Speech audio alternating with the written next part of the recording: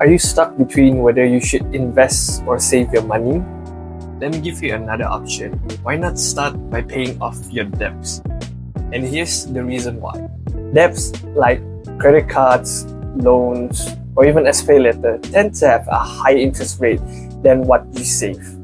Let's take for example, if you put your money in ASB and then we take from last year, which is like 5.5%, and what they give is 5.5%, but your credit card debt is basically 18%. So you gain 4%, but you lose 18%. You tend to lose more in debt than what you can save. In the long run, you'll basically lose more money than what you save. You might see that you earn a lot, but the debt interest that will keep compiling also, and then you'll lose more money in the long run. There are many ways to how you can tackle your debt. One way is to tackle by the smallest amount. If you're really scared or really don't know how to tackle all your debts, you can start by listing out or jotting down or even putting in a Google Sheets like how much do you pay for your debts or your monthly commitments like car loans or credit cards and all those monthly payments that you need to make. So you can start by tackling the smallest amount, and then from there you can go one stage and to another one, to another one, to another one. So when you build up the momentum to tackle the smallest amount first, when you finish settling off that, you can move on to the next one, and then to the next one, and to the next one, and until you're comfortable enough to settle most 80% or even 90% or even better yet, all of your debts, which is great. Another way you can tackle your debt is to pay off the highest interest rate first. Car loans or even SPay later, they have debt basically more than 10%, and then student loans like PTPTN tends to have lower percentage, and that is why I'm paying off my student loans by the monthly requirement, like not too much or better yet not to miss out any payments for student payment. But the debts like credit cards or phone bills or any other type of loans, you can start by paying off the highest one interest. For most cases, I think it should be car loan. Car loan also have a high interest penalty if you guys don't pay it on time. And then when that happens, it'll keep compiling to a bigger and more bigger amount. So try to settle the highest interest rate, and then when you start to settle that, you'll have a big burden off your shoulder. But when it's gone, you can settle slowly down and down and down to the lower interest rates. When you finish off paying your loans or your debts, that is when you have room to save your money. But don't just save your money in any normal savings account banks. Try to save it in a much more high yield interest savings accounts and something much more liquid. For me, I put my savings in GX Bank because it has 3% daily interest, but that only lasts until the end of this month.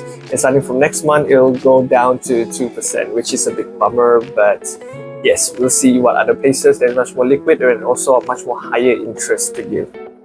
Most people will suggest you to save 3 to 6 months of your expenses for any emergency occasion, like hospitalization bills, accidents, or any sudden big expenses that you cannot afford out of nowhere. This is where all the emergency funds comes in handy. Things like digital banks, ASB, or any other money market fund that is quite liquid, you can try these. For ASB, I can say it takes around 2 to 3 working days for the money to come out, so it's not really that a good option of liquidization, but it's a good option because it gives a bit more like stable interest. Like for last year, it's about 5.5 interest. So yeah, maybe you can try putting ASB as your emergency savings. Other places you can try to put your money in is basically money market funds. So money market funds are basically low risk, but some of them are not so liquid. It may take up to 2 or 3 days for the money to transfer back to your account from the place where you deposited. For me, I put the money in Versa Cash more specifically. Versa Cash is basically like a money market fund where it gives you like almost 4% monthly interest or annually interest. And it actually a very good return. It actually always goes up and never goes down. So this thing has like very low risk, but also a safe place to put my money in. These are places where I put my money for emergencies or any unexpected occasions or big expenses out of nowhere. So yeah, so it's good to have a good savings or emergency funds saved up. First thing first is always to save 10% of your take-home pay. So in Malaysia, basically your salary is deducted by EPF and SOCSO, which is like 10 and like 12%, 10 or 9 or 12%. And then after that deduction, that is your clean salary for you to take home. In that whole salary, maybe you can just cut out 10%, and then that 10% you can save it, keep it somewhere safe. Like the remaining 90%, you can do whatever you want with it. Pay off your bills, spend it, buy food, fill up your car, do anything you want. But the 10%, make sure you save that and invest it. It will probably be your best investment for yourself. There's a limit to how much you can save. So when you're at the limit of how much you can save, the best thing you can do is to basically increase your income. There's a lot of ways to increase your income, whether it is taking another part-time job, a form of investment, or doing side hustles. Anything can be a side of income to increase more of your money.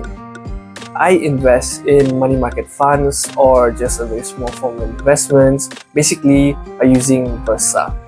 So Versa Cash is basically a money market fund where I put my money in, which is steadily go up depending on the annual interest rates. Another thing is Versa Invest. Versa Invest, I invest in SGD, but recently the SGD to MYR is basically falling down, so I'm changing that form of investment into Versa Gold. I haven't started putting money in yet, I just switched the funds and then we'll see how that goes from there. Higher risk, like investing in stock markets or even buying property, tends to have a higher risk or even sometimes volatile, so you don't even know what's going to happen to it. But investing app like Mumu is basically quite good. I haven't started really using it, but so far I just look at it because the IPO of 99 Speedmart seems interesting, so I just take a look at it and see how's the performance of it. If it's really good enough, then I'll start investing in it to see how much it will grow or how much I can make from it. And if you guys are scared of that, they also have a form of money market fund which is called Cash Plus. And then as it says, money market funds are basically low risk, and then in terms of their interest rate, the interest rate basically goes up and down by like 7-day yields. They will show you like a 1 week yield of performance. Another low risk money market fund is basically ASNB. I'm pretty sure a lot of people already know this, and some already put their money in there depending on their annual interest rate. For me, I just put my money in there for the long run as like for compound interest, and we'll see how it goes in like 10 years or 20 years or even 15 years. I also have an investing robo-advisor called RIA. Recently, I invested some money in there, but it seems a bit slow or even lose some money, but I will take that money out and then put that money in the ASNB normal funds. And from there, we'll see how it goes. Another form of investment you guys can look into is basically a retirement account or retirement funds. In America, they basically have 401k, Roth IRA, all those other things. But in Malaysia, we basically call it EPF, which is like a pension fund for all our working enforcements. For those who don't understand what is EPF, it's basically money from our employer that match with our contribution of our basic monthly contribution, which is usually 11% or 9% of our salary, and then our employer will match up with that, and then it will be deposited in our EPF account for our retirement. I know this EPF is a longer run game, like you have to wait until you're 60 years old to take out the money, but I can say this is actually a good form of so-called investment also, because if you work, your employer must pay your EPF to you. And then from this, you basically get another free portion of another free money from your employer.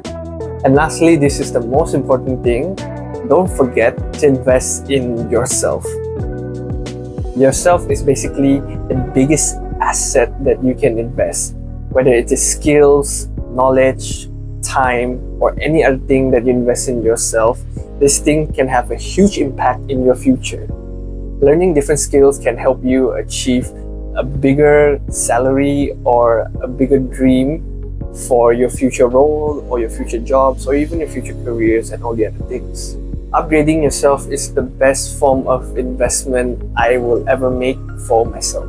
If you guys still don't know what to do, there's a video about how to track your expenses right down there in the comment section.